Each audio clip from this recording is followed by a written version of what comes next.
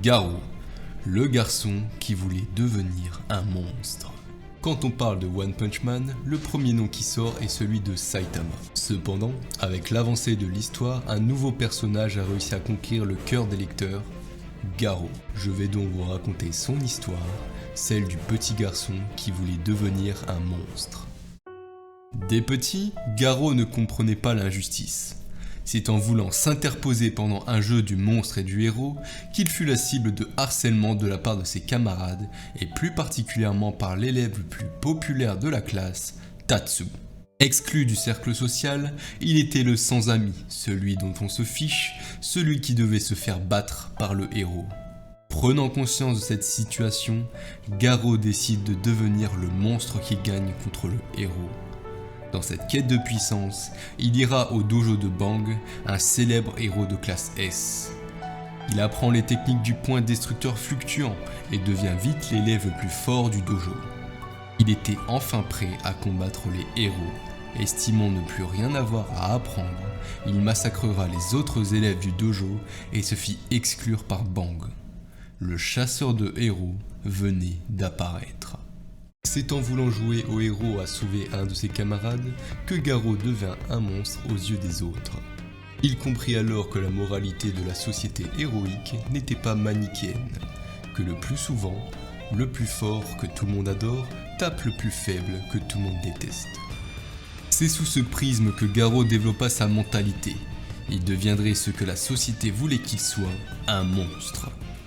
Sauf que cette fois, ce sera le monstre qui écrasera les héros. Battant des héros de classe B jusqu'à classe S, Garou obtient un nouveau titre, celui de chasseur de héros, ne cessant de devenir plus fort en développant ses techniques et copiant celles des autres. Bientôt, des escouades seront formées pour le traquer et le vaincre. Entre-temps, Garou se lie d'amitié avec un garçon, Falo, qui était lui aussi victime de harcèlement et que Garou aida.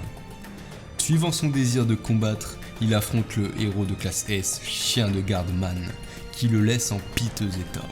À bout de force, Garou ira se reposer dans une cabane avant d'être encerclé par un groupe de héros de classe A et B. S'ensuit un combat déloyal de plusieurs héros, traquant un Garou à bout de souffle. C'est ce combat qui a fait du chasseur de héros un des personnages favoris de One Punch Man. Certes, Garou est cruel et brutal, mais n'est pas foncièrement mauvais pour autant. Il a ses propres valeurs, capable d'aider un enfant harcelé et refusant de s'en prendre aux personnes sans défense.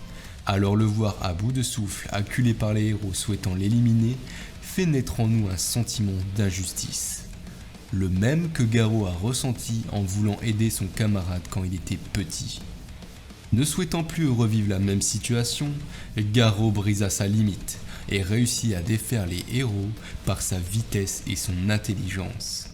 C'est après un combat éprouvant qui lui laissa un œil et une chevelure gorgée de sang que Garou devint un véritable monstre. Garou est un personnage fascinant, que ce soit par sa moralité ou son évolution au fil de l'histoire. Il est un parfait anti-héros. Par ailleurs, la construction de son personnage se fait en opposition à celle de Saitama. Depuis son arrivée dans One Punch Man, Garou est devenu l'un, si ce n'est le personnage principal de l'histoire. On prend plaisir à suivre sa quête et on le soutient dans ses combats pour devenir le plus fort des monstres. Si cette vidéo t'a plu, n'hésite pas à la liker et à t'abonner à la chaîne.